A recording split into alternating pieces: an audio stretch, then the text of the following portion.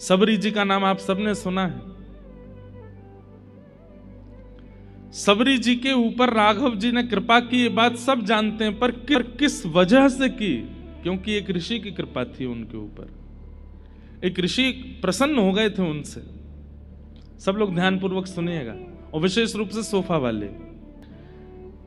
बहुत व्यवस्थित होकर के दो चीजें नहीं हो सकती। बुरा नहीं मानना, सोफे वालों को मैं बुराई नहीं कर रहा हूं, है ना। हो सकता है आपके पैर में दर्द होगा, कमर में दर्द होगा। दो चीजें बहुत व्यवस्थाएं करके आप नहीं कर सकते। पहला पढ़ाई। बहुत किसी को अगर अध्ययन करना हो, कोई सिविल्स की तैयारी कर रहा हो, कोई चार्टर्ड अकाउंटेंट बनना चाहता हो, डॉक्टर बनना चाहता हो, और उसको आप 5 स्टार व्यवस्थाएं दे दो, वो नहीं बन पाएगा। बहुत व्यवस्थित होकर के अध्ययन नहीं होता, और बहुत व्यवस्थित होकर के हरिस्मरण भी नहीं होता।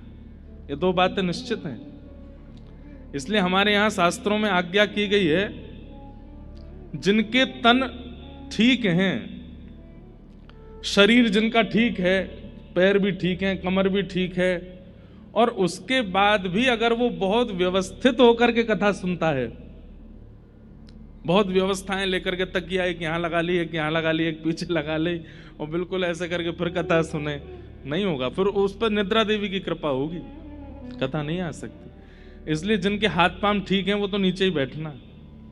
जिनको बहुत ज्यादा श्रम होता है नीचे बैठने में, वही ऊपर बैठे, क्योंकि ऊपर बैठ के कथा होती नहीं, सुनाई नहीं देती, समझ नहीं आती, और कई बार समझ में आ भी जाती है तो उसका विशेष प्रभाव होता नहीं। इसलिए सोफा वाले थोड़े सावधान रहना। तो क्या बता रहा था मैं? हाँ, ऋषि कृपा सबरी के ऊपर। मतंग ऋषि रोज अपने कुटिया में ठाकुर जी की सेवा करते हैं। सबरी, जो कि श्रेष्ठ कुल खानदान, कहीं उसका जन्म नहीं हुआ, श्रेष्ठ नक्षत्रों में जन्म नहीं हुआ, उनकी कहीं ना कहीं जिस कुल में वो जन्मी है, उस कुल को उस जमाने में लोग इतना श्रेष्ठ भी नहीं मानते थे।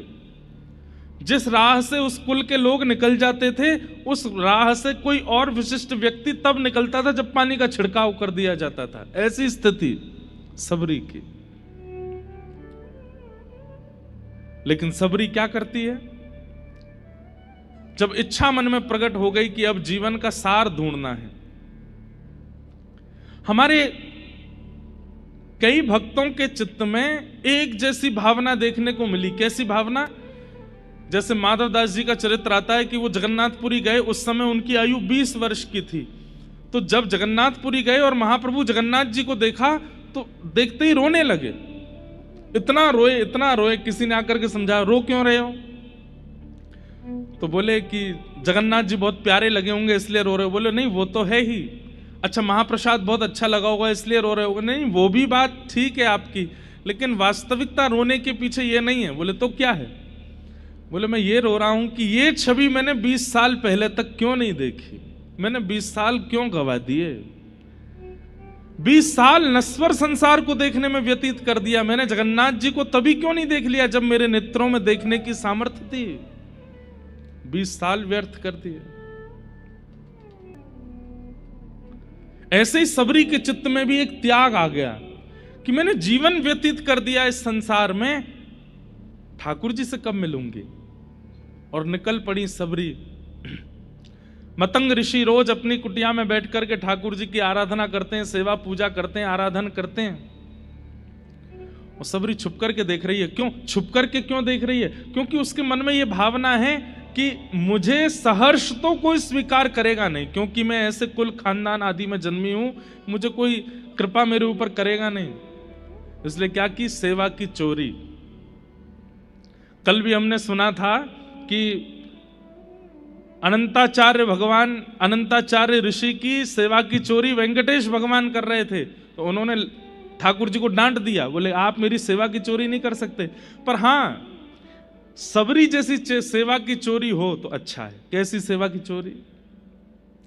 मतंग ऋषि रोज 3 बजे उठ जाते हैं, उठ करके जाते हैं वन में, जाकर के पुष्प तोड़ करके लाते हैं, लकड़ी काट करके लाते हैं, अपने आसन पर आश्रम पर आकर के स्वयं यज्ञ कुंड बनाते हैं, उसमें अग्नि प्रज्वलित करते हैं, गोबर का चौका लगाते हैं, पुष्पों से ठाकुर जी का श्रृंगार करते हैं, आदि आदि ये सब व्यवस्थाएं। तो सबरी मन में विचार करने लगी, ये इतने श्रमित होकर के वन में जाके सब काम करते हैं, क्यों ना ये मैं ही कर दूं। तो कुछ दिन तक तो देखती रही कि ये क्या क्या सेवा करते हैं, इनको कौन से पुष्प प्रिय हैं, कैसी लकड़ियां लेते हैं, ये सब विचार करने लगी। और फिर जब लगा कि अब उचित है, तो मतंग ऋषि उठते उससे पहले लकड़ियां भी आ जाती, उससे पहले पुष्प भी आ जाते, उससे पहले बिल्वपत्र आदि भी हो जाते। ऋषि मन में सोचते ये कौन करके गया है, बहुत देर तक विचार करते, ढूंढते, और सबरी करके इतनी दूर चली जाती कि ऋषि को दिखाई ना दूं मैं। और फिर दूर बैठ करके केवल चिंतन करती, मुझसे अपराध तो नहीं हो रहा है ना, हे ठाकुर जी मैं अपराध की भागीदारी तो नहीं बनूंगी ना, बस मैं गुरुदेव मुझे स्वीकार करें उसकी मैं प्रतीक्षा नहीं कर रही हूं, मैं पहले ही उनकी सेवा कर रही हूं। तंग ऋषि थोड़ी देर तो देखते, जब कोई नहीं मिलता तो सोचते अब पूजा तो करनी है, कर ही देते हैं, तो वही सामग्री फिर अपनी सेवा में प्रयोग में लेते। सबरी आकर के चुपचाप देखती कि मेरी सामग्री प्रयोग में आई कि नहीं, हमारे आपकी जैसी नहीं थी सबरी। ढिंडोरा पीट देते हैं सेवा करने से पूर्व, हम वहां से ये लाए हैं आपके लिए, महाराज जी आप ये यूज करते, ये अब से ये लीजिए। और सबको होता है, बिहारी जी में बंगला बनते हैं हमारे यहाँ, गए आप लोग बंगला में देखो, ठाकुर जी का बंगला बनता है बहुत सुंदर, और फिर जिस चौखट पे बिहारी जी बैठते हैं उसके नीचे बड़े अक्षरों में लिखा रहता है, हैदराबाद के फलाने व्यक्ति ने बंगला बनवाया कलकत्ता के उन सेठ जी ने बंगला करवाया। मान लीजिए आपकी सेवा भी ले ली, बंगला भी बना दिया, लेकिन बिहारी जी के नीचे नाम नहीं लिखा है, तो नाक मुंह सुकुड़ जाएंगे आपके। इतनी एक तो हमने सेवा कर दी, ऊपर से हमारा नाम भी नहीं बोला। सबरी ऐसी नहीं है, सबरी तो चुपचाप देख जाती है कि मेरी सेवा प्रयोग में आ गई, बस प्रसन्न हो जाती है। अगले दिन और निष्ठा से सेवा करती है। अब तो रात्रि 2 बजे ही पहुंच जाती है, गोबर का चौका लेकर के, और पूरे जो यज्ञ वेदी है उसका निर्माण करती है, वहां सुंदर सुंदर रचनाएं बना देती हैं, और मतंग ऋषि उठे उससे पहले सब व्यवस्थित करके वहां से भाग जाती है। ऋषि मन में विचार करने लगे कौन कर रहा है ये सेवा, लेकिन सेवा की स्थिति, सेवा की सामग्री इतनी उचित है कि ऋषि चाह करके भी क्रोध नहीं कर पा रहे हैं। एक होता है कि क्रोध आ गया, कौन है मैं पकड़ के देखूं तो, लेकिन वो सब सामग्री इतनी व्यवस्थित होती थी कि ऋषि चाह करके भी क्रोध नहीं कर पा रहे। कहते हैं महीनों निकल गए, मतंग ऋषि की सेवा कर रही है और ऋषि को भी क्रोध नहीं आ रहा है, क्योंकि सेवा इतनी व्यवस्थित कर रही है। एक दिन ऋषि के मन में आया कि मुझे क्रोध नहीं करना है, पर मैं देखूं तो सही इतनी निष्ठावान कौन है। एक सेवा का एक स्वरूप होता है, हम लोगों की सेवा का, हर दिन हमारा उत्साह, एक्साइटमेंट घटता है, हर दिन हमारा उत्साह घटता है। नए नए लड्डू गोपाल जी जब घर आते हैं ना, तो पहले 10 दिन तो देखो क्या सेवा होती है, सुबह नवाना है, इनके लिए माला बनानी है, इनके लिए पोशाक लानी है, दुनिया भर के ऑनलाइन सब ढूंढ लेंगे, यहाँ से इत्र मंगवा दो, इधर से चंदन मंगवा दो, यहाँ से पोशाक बनवा दो। और जैसे ठाकुर जी 1-2 साल पुराने हो जाते हैं, मम्मी मेरे से उठा नहीं जा रहा, आप ही कर दो, आप ही देख लो, ठाकुर जी को कर दो। हमारा उत्साह घटता है। लेकिन सबरी का उत्साह प्रतिदिन वर्धन होता जा रहा है। वो इतने भाव से सेवा प्रस्तुत कर रही है, मतलब उन्हें यह तक पता है कि कर्दम ऋषि, मतंग ऋषि कौन से प्रकार के पुष्प, किस तरफ झुके हुए पुष्प ठाकुर जी को अर्पित करते हैं, तो उसी तरफ झुके हुए पुष्प लेकर के आती है, कुशा लेकर के आती है। मतंग ऋषि के मन में क्रोध नहीं है, लेकिन अब इच्छा हो रही है कि ये जो सेवा करता है उस पर कृपा होनी चाहिए। इतनी भाव से सेवा, आज भावुक हो गए मतंग ऋषि। और बंधुओं एक बात बोलूं, शिष्य का, वैष्णव का सबसे बड़ा अवार्ड क्या है कि कोई भगवत प्राप्त व्यक्ति उसकी भावना से प्रसन्न होकर के भावुक हो जाए। इनको प्रसन्न करने के ज्यादा प्रयास मत किया करो, इनको प्रसन्न करने के ज्यादा प्रयास मत किया करो। मैं अपनी कथा में कहता हूं, हरि प्रसन्न होंगे तो वैकुंठ देंगे, लेकिन हरिजन प्रसन्न होंगे तो हरि को दे देंगे। अगर खाटू श्याम जी प्रसन्न हो गए तो क्या करेंगे? श्रीनाथ जी प्रसन्न हो गए, राधा रमण जी प्रसन्न हो गए तो क्या करेंगे? गोलोक धाम दे देंगे, साकेत दे देंगे, वैकुंठ दे देंगे। लेकिन हरिजन प्रसन्न हो जाए तो हरि को ही पकड़ के नीचे बुलाएंगे, बोले इसको मिलो, इसको प्राप्त हो। आज मतंग ऋषि के मन में आया कि मैं कृपा कर दूं, जिसने ये सब सेवा की है उस पर मेरा मन बस वारी वारी जा रहा है, लुटाने का मन कर रहा है, इतनी अद्भुत सेवा। और आज रात्रि सोए नहीं ऋषि, बस प्रतीक्षा कर रहे हैं कि कोई हलचल बाहर हो और मैं बाहर जाऊं। तभी सबरी आकर के सेवा कर रही है और ऋषि बाहर जैसे प्रस्तुत होते हैं तुरंत सबरी घबरा जाती है, दौड़ने लगती है वहां से। ऋषि कहते हैं सावधान, वहीं रुक जाओ नहीं तो शाप दे दूंगा। रुक जाती है, नेत्रों में अश्रु आ गए, चरणों में प्रणाम करके कहती है मैंने अपराध किया, मुझे क्षमा कर दें। ऋषि बोले तुम हो कौन और तुम ये सब सेवाएं क्यों कर रही हो मेरी, और ये छुप करके करने की क्या आवश्यकता है? तुम मुझे बोल दो, मैं तुम्हें आज्ञा कर दूंगा कि ये ले आओ, वो ले आओ, ऐसा कर दो, वैसा कर दो। तब सबरी कहती है आज्ञा करने के बाद उसका पालन करना ये भी एक सेवक धर्म में निम्न कोटि हो जाती है।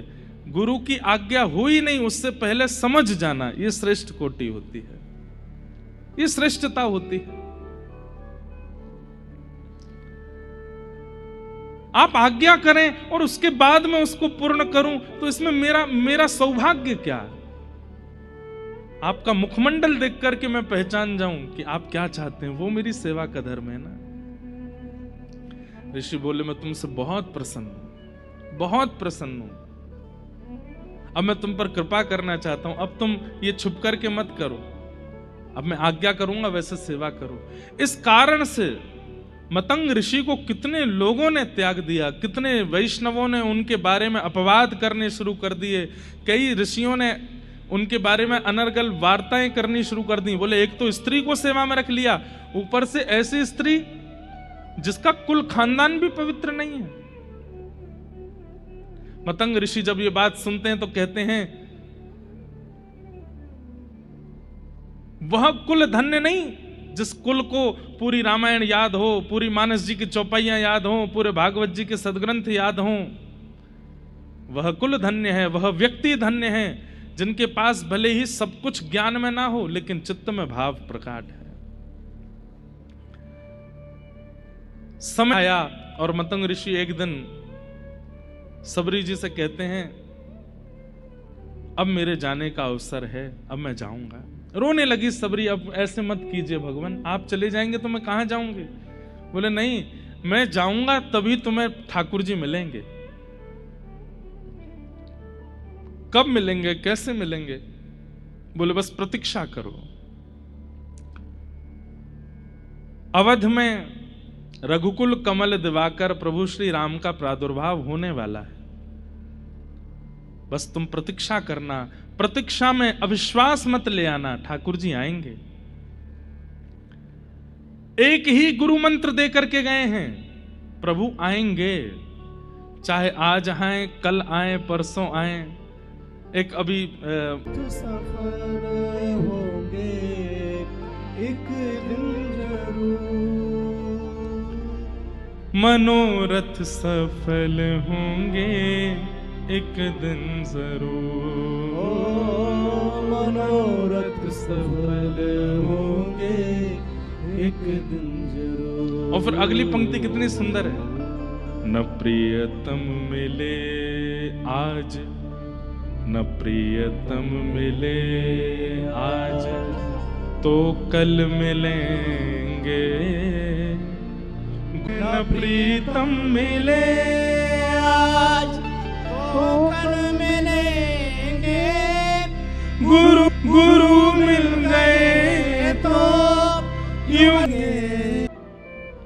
देख करके लगता है राम जी इन्हीं के यहां आएंगे। 100 500 साल भजन करते करते संतों को हो गए। उस सबरी को देख करके कहते हैं कि तुम क्यों व्यर्थ ही अपना पूरा दिन व्यतीत करती हो? अभी हुआ ही कितना समय है तुमको कि ठाकुर जी तुम्हारे पास आए? और हमें तो ऐसा लगता है राम जी तुम्हारे पास आएंगे नहीं, गुस्सा के कारण। बोले क्यों? बोले तुमने मतंग ऋषि जैसे एक ऋषि के यहां आकर के एक स्त्री के द्वारा सेवा हो रही थी, उनका पूरा आश्रम तो तुमने अपवित्र कर ही दिया। तुम्हारे यहां राम जी कैसे आ जाएंगे? जिस दिन राम जी का आगमन हुआ दंडक वन में, सब संतों ने अपने घर के अपने आश्रमों के बाहर गोबर के चौका लगाए हैं, सबने अपना आश्रम सजाया है।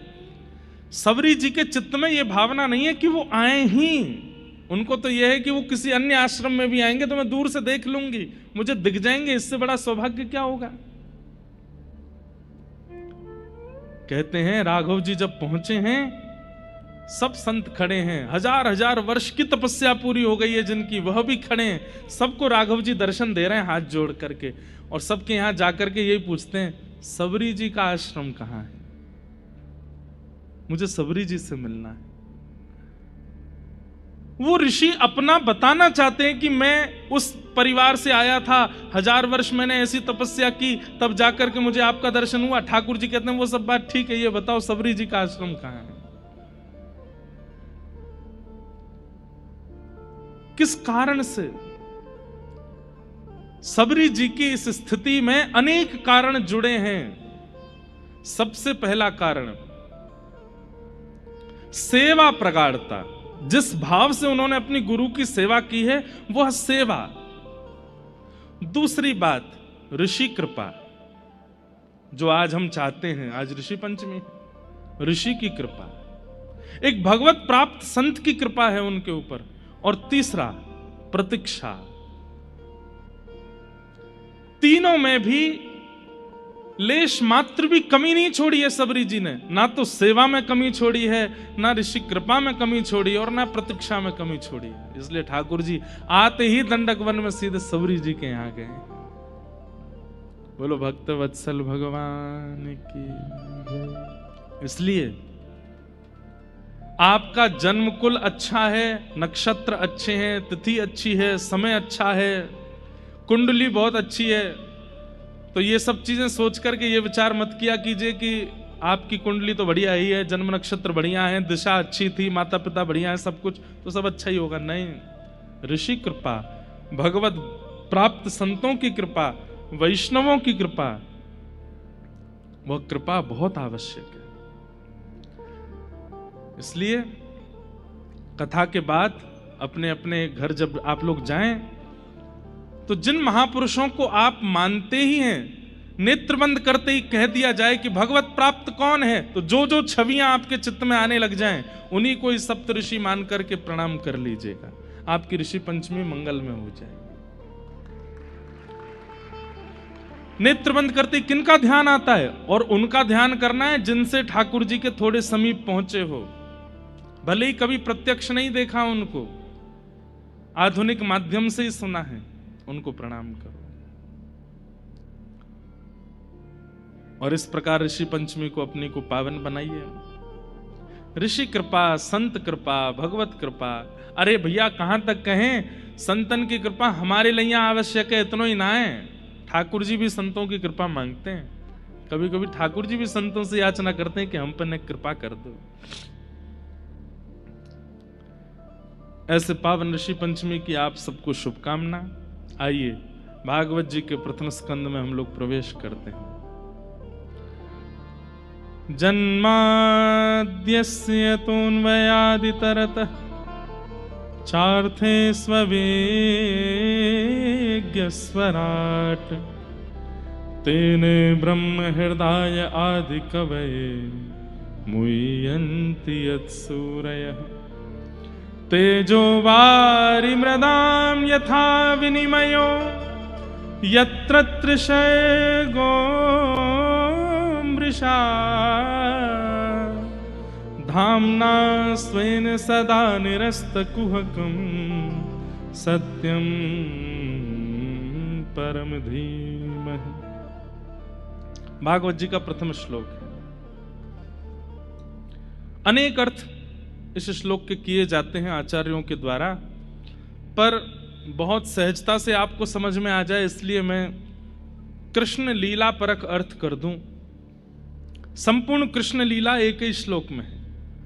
जन्माद्यस्य यतोऽन्वयाद् इतरतः, जो ठाकुर जी जन्म लिए कहां, देवकी वसुदेव के यहां, लेकिन जन्म लेकर के कहां चले गए, अन्वयाद् इतरतः, गोकुल चले गए, नंद यशोदा के पास चले गए। जन्म लिए देवकी वसुदेव के यहां, लेकिन पालन पोषण के लिए पहुंच गए नंद यशोदा के पास।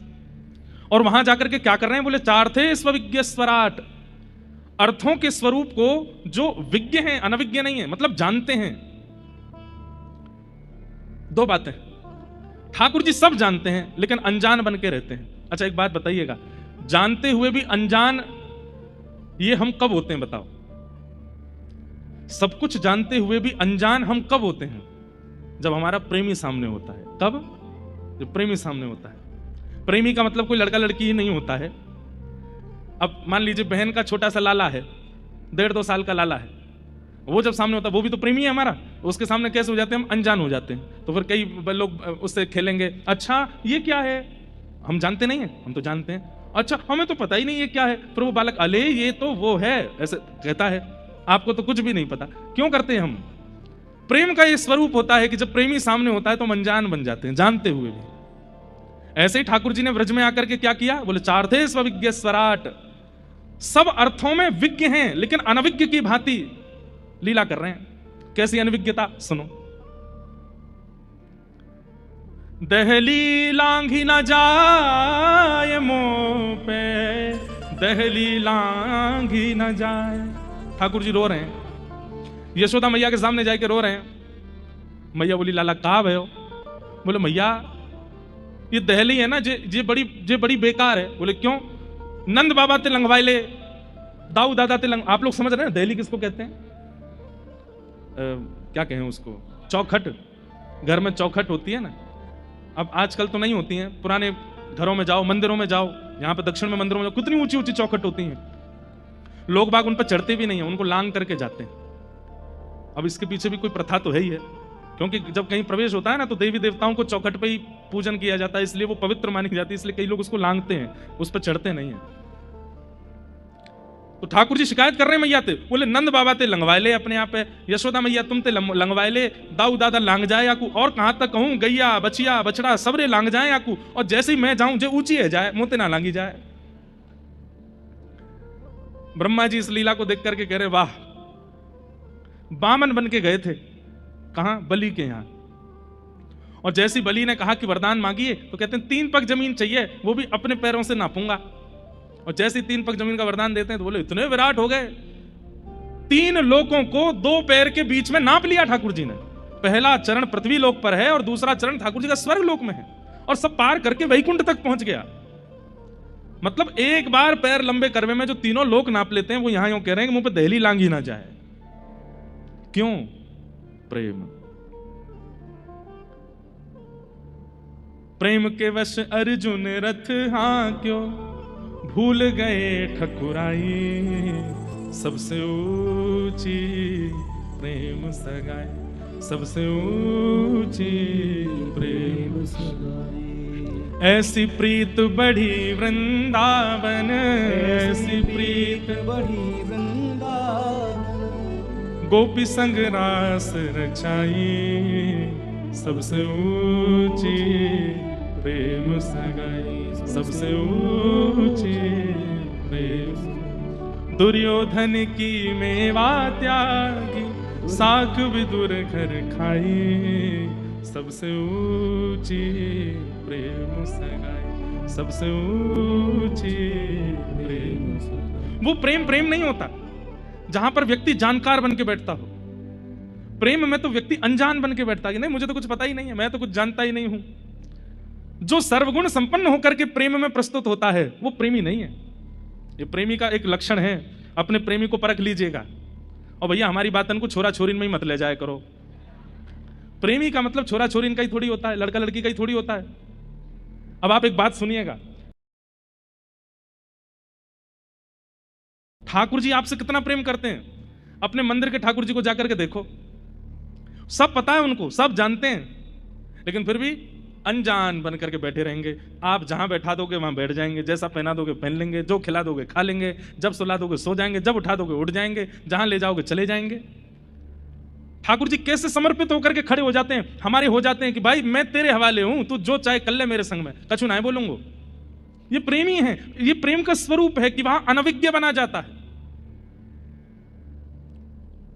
चार्थे स्वविज्ञ स्वराट, ठाकुर जी सब जानते हैं।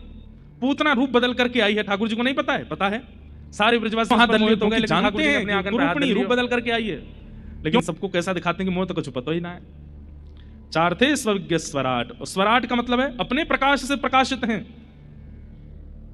गोपियां अंधेरे में रख देती है मटकियों को, बोले लाला अंधेरे से डर लगे, अंधेरे में ना जाएगो, लेकिन ठाकुर जी अंधेरे में भी जाके माखन चोरी कर लेते हैं। तो यशोदा मैया कहें, अरे लाला एक बात बता, आपको ब्रजभाषा समझ में आ रही है सबको? सोफा वाले बताओ। सोफा वाले कहेंगे हम बढ़िया बैठे यहाँ पे, कल से हम भी नीचे बैठेंगे। नहीं, हम सत्य बता रहे हैं। आप आज तो सोफा पे ही बैठ के सुनो, जिनके हाथ पांव में दिक्कत है वो तो सुनो, लेकिन कल अगर जिनके हाथ पैर ठीक है नीचे बैठ के सुनना। और आज की कल की कथा में आप अंतर देख लेना। जिस दिन आप नीचे बैठ के सुनेंगे ना, उस दिन कथा अलग ही प्रवाहित होगी चित्त में, उस दिन एक अलग ही असर होगा उसका। तो क्या बता रहा था मैं, क्या बता रहे थे? हाँ, गोपियां अंधेरे में धर देती हैं मटकी,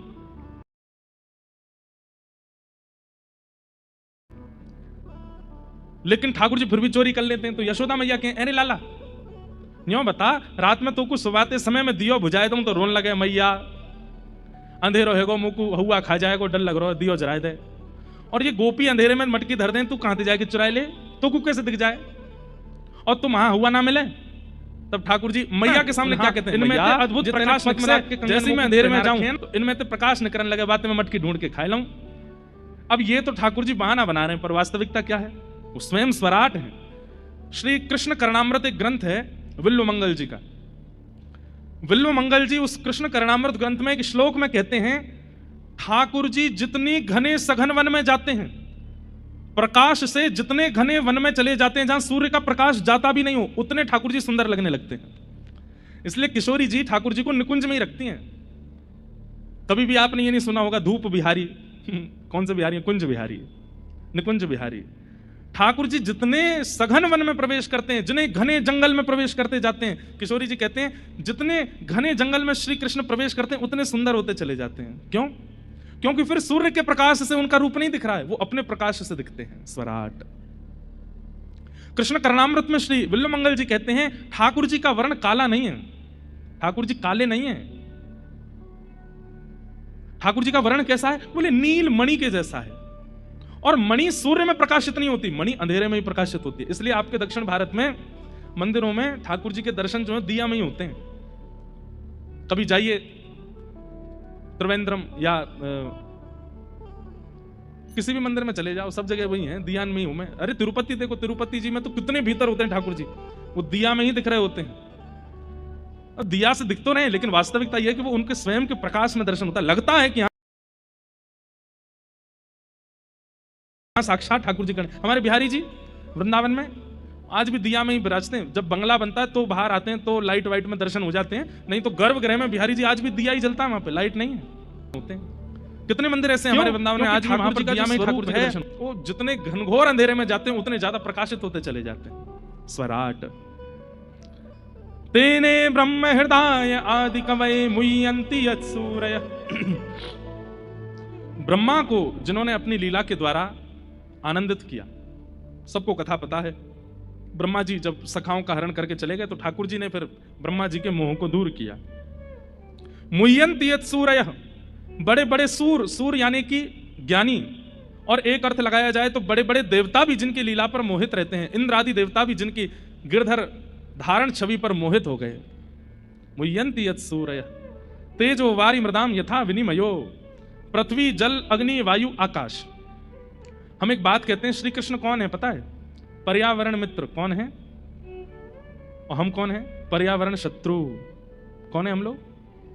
जो हैं वो स्वीकार कीजिए, हम पर्यावरण शत्रु हैं और श्री कृष्ण पर्यावरण मित्र हैं। हमारी ठाकुर जी से मिलने में एक बाधा यह भी है कि हम पर्यावरण के शत्रु हैं और ठाकुर जी मित्र हैं। अब पूरी कृष्ण लीला देख लीजिए, ठाकुर जी क्या करते हैं? जल का संवर्धन, कालिया नाग को भगाते हैं, बोले कि यमुना मैली नहीं रहनी चाहिए, कालिया नाग तू चला जाए यहां से। जल की रक्षा। मृद भक्षण करते हैं, पृथ्वी से उठा के मिट्टी खा जाते हैं, पृथ्वी की रक्षा। 2 बार दावाग्नि लगी ब्रजमंडल में, दोनों बार अग्नि का पान कर गए ठाकुर जी, अग्नि की रक्षा। तृणावर्त नाम का एक दैत्य आया था बवंडर के रूप में, ठाकुर जी ने उसको मार करके वायु की रक्षा। महाराज करके ठाकुर जी कर रहे हैं आकाश की रक्षा, और श्री गिरिराज जी को धारण करके ठाकुर जी पर्वतों की रक्षा, वृक्षों की रक्षा, गोबर गाय की रक्षा, दूध की रक्षा।